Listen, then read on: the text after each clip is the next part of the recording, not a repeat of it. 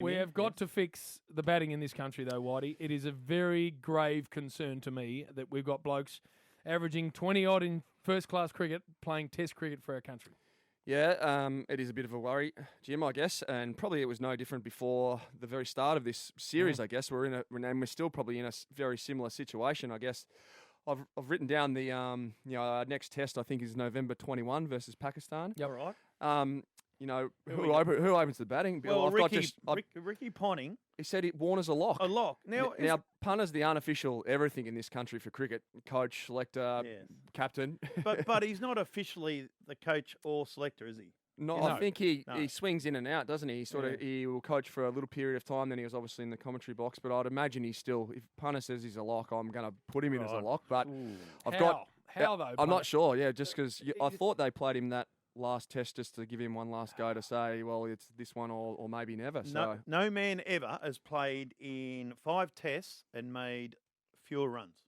Never. It was just shot to bits, Dave Warner. So I found that amazing too from punter. But it was the opening batting in the series was horrible. Their openers were, and so were ours. Yeah, for both teams. Yeah, you're right. I don't think the opening partnership I think was under 10 for both Burns, teams. Credit to him, battled through. But the other 3 just had a horrible time. That's right. So I had who you got? Oh, I just question mark, Bill, because we've got 4 games of Shield cricket, and I think whoever just makes runs in those 4 games of Sheffield Shield cricket before the first test, they're probably going to get in. But who's around? So that's Joe Burns. There's Joe Burns. There's Cameron Bancroft, who played a couple of tests. Curtis Patterson's probably not an opener, but he could look. But I think we want blokes to average 50 in Test cricket. There's one bloke here in Victoria that could, that has the potential, and that's Will Pucovski. I think our youngest, brightest prospect in the country, and we need to, as Jim and I were discussing off air, we need to find out. So this kid. Has all the tools, so that he's batting 3 for Victoria, so that's stick him up there with, but him and Warner would be a good, a good sort of combo. So you'd open him, would you?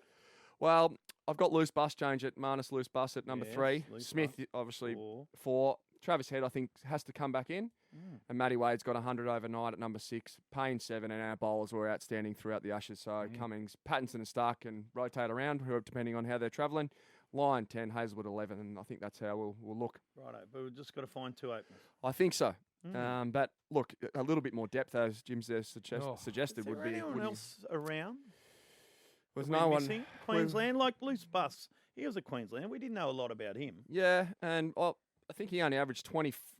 Finished the season averaging between 24, 28 last year in Sheffield Shield cricket. So obviously he's done great. He's done very well since he's got this opportunity in the Ashes. But his numbers weren't huge last year in Shield cricket. And outside of Matty Wade and Marcus Harris were the 2 outstanding players in Sheffield Shield cricket last year. Burns is probably the other one that's an opener that's around the mark. Who's the one in Perth they like? Well, Bancroft's in Perth, but I think there is a young fella there, Bill. I know the one it just escapes me at the moment. Leave that with me. I'll come back. Right. The modern players, Whitey, don't play anywhere near straight enough for mine. And I know that white ball cricket has taken over. And when you tick the score over in white ball cricket, you hit it to point and square leg a lot because that's the scoring areas. But when you watch Test cricket, the ball going back down the pitch doesn't happen anywhere near enough for me. And that's a bit of the curse of what T20 cricket's done to batting. Yeah, that's the debate going around with our long form sort of batting, as we've just discussed here with these, the best 7 or 8 batters in the country. Is this now? Are we seeing the effect of T20 cricket around the world? And the younger generation, that's all they're sort of focused on, and maybe the days of red ball cricket and the absolute passion from the younger generation is that hopefully it changes as they get a bit older, but hopefully they still want to play Test cricket. Ashton Turner, that's the one I was thinking of. Yeah, that wasn't the one I was thinking of, Bill. But he's more short form and middle order sort of player. But there's still another one that I'll once I get a latch onto it.